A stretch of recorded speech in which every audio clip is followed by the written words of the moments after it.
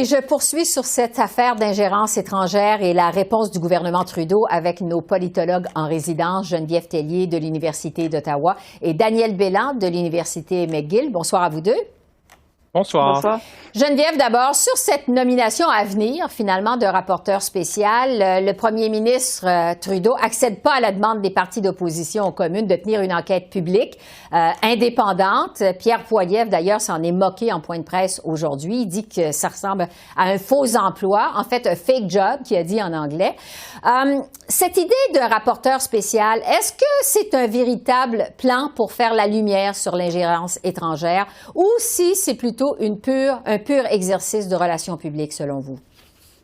Je resterais plus dans la relation publique, dans l'exercice de relations publiques. J'ai l'impression que M. Trudeau veut absolument éviter d'avoir une enquête publique, parce qu'effectivement, une enquête publique, on ne sait pas où ça peut mener, donc ça peut être risqué pour le Parti libéral. Ce qu'il a dit, par contre, c'est si le rapporteur spécial lui disait qu'il fallait faire une enquête publique, donc il le ferait. Mais c'est comme s'il se gardait une dernière carte dans sa manche avant d'aller vers l'enquête publique. C'est comme s'il disait, il y a peut-être encore une chance que je sois pas obligé de le faire. Et donc, on sent que c'est vraiment pas quelque chose que M. Trudeau veut voir. Et en même temps, on a senti la précipitation. Alors, on est revenu de la pause des travaux de la Chambre hier. Déjà, à la période des questions, il y avait beaucoup de questions sur ce thème-là à la Chambre.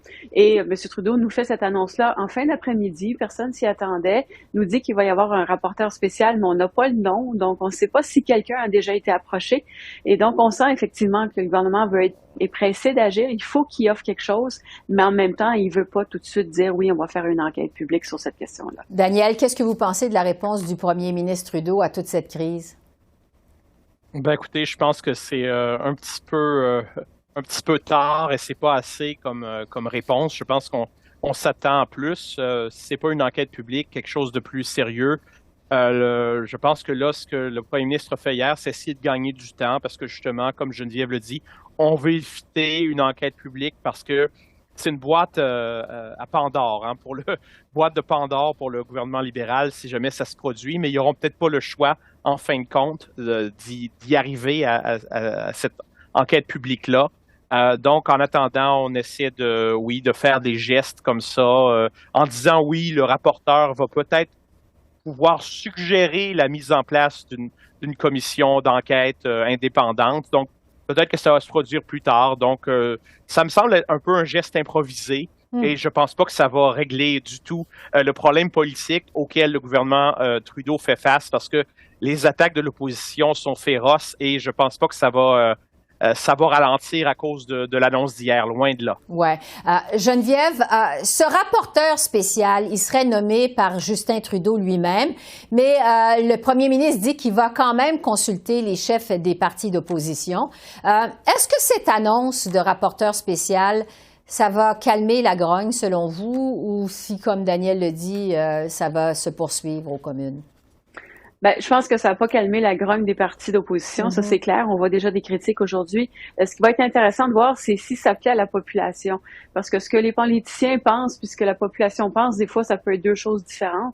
Et si les gens disent, oui, mais finalement, c'est un bon compromis ou c'est pas bête comme idée, donnons une chance aux coureurs et on est prêt à laisser cette chance-là à Justin Trudeau. Donc, on verra.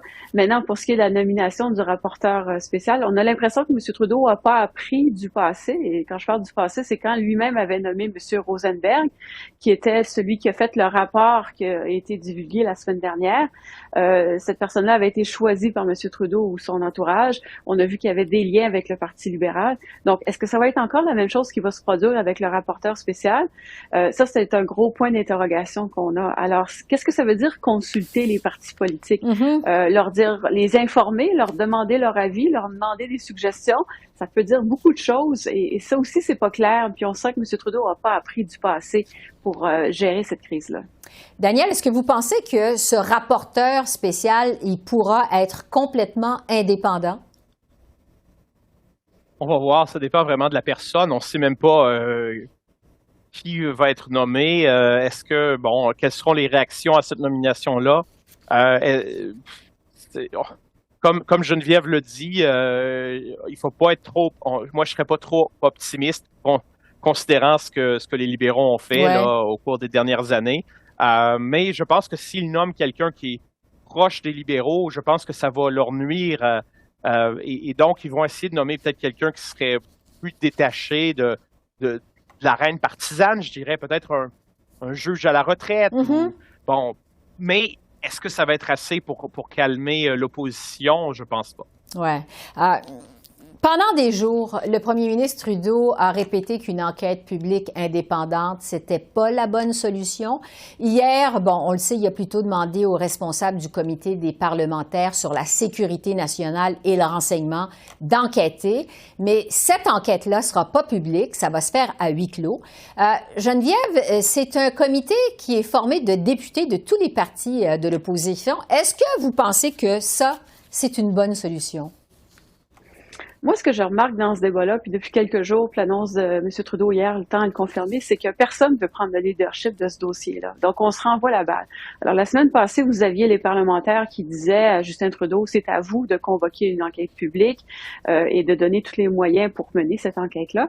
Et là, hier, M. Trudeau est en train de dire, c'est à vous, les parlementaires, de mener cette enquête-là. Alors, on se renvoie la balle comme si c'était une patate chaude, puis qu'on ne voulait pas vraiment avoir le dossier, puis peut-être se faire blâmer pour la suite des choses.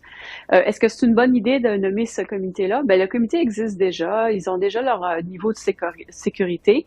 C'est vrai que les délibérations ne seront pas publiques. Est-ce qu'on leur fait confiance? Ben, c'est un comité multipartisan.